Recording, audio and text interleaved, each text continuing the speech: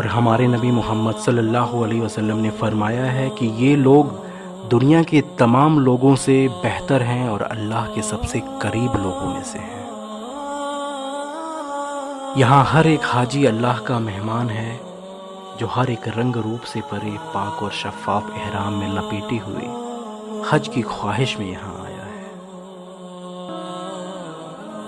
یہاں سب ایک ساتھ کعبہ کا طواف اور اللہ کی عبادت کرتے ہیں اور سب ایک ساتھ زمزم پیتے ہیں۔ یہ اس بات کا ثبوت ہے کہ اللہ سب سے بڑا ہے اور صرف وہی عبادت کے لائق ہے۔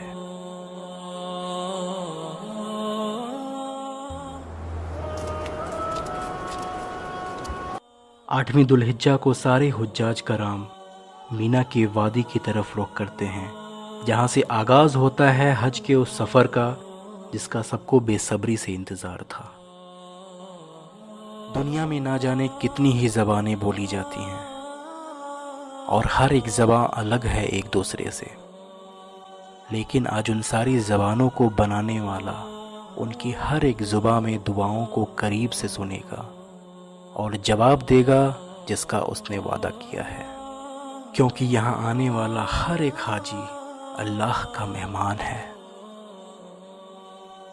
صدیوں سے نہ جانے کتنے ہی لوگوں نے حج کیا ہوگا، ان کے پیروں کے نشان آج بھی مینا کی وادیوں اور عرفات میں محسوس کی جا سکتی ہے، اور ان کے تلبیہ کی گونج آج بھی ان وادیوں میں گونجتی ہوگی۔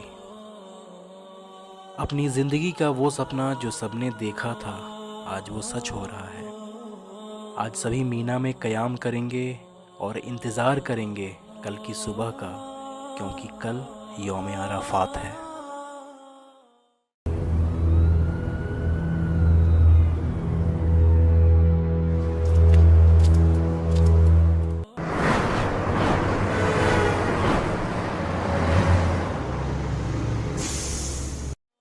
یہ مزدلفہ ہے جہاں پہ سارے حاجی پوری رات قیام کرتے ہیں اور مغرب اور عشاء کی نماز ایک ساتھ پڑھتے ہیں۔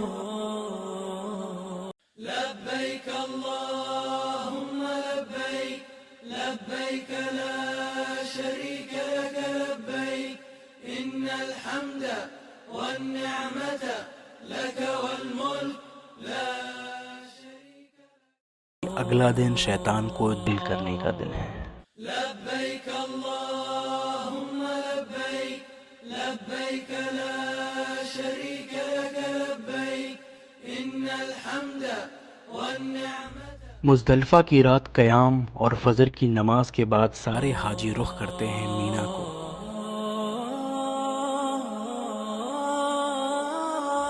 اس دن اللہ نے ہمارے ایمان کو اور بھی بہتر کر دیا اور مکمل کر دیا میرے مذہب کو جسے اسلام کہتے ہیں۔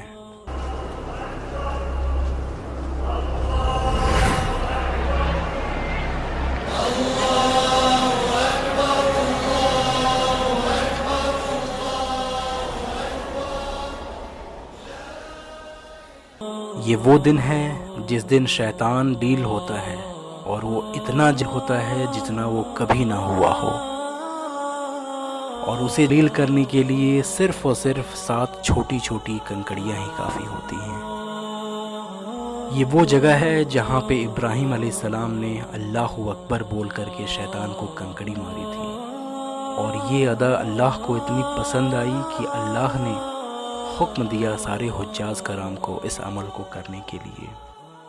لبیک اللہم لبیک لبیک لا شریک لک لبیک ان الحمد والنعمت لک والملک لا شریک لک لبیک اللہم لبیک لبیک لا شریک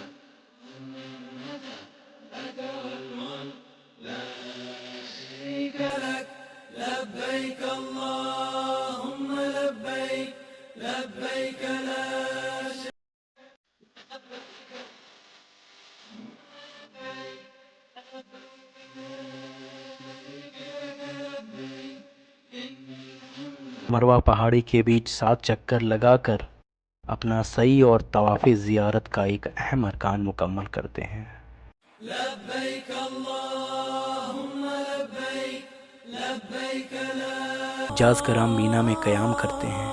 لبيك اللهم لبيك لبيك لا شريك لك لبيك إن الحمد والنعمة لبيك الله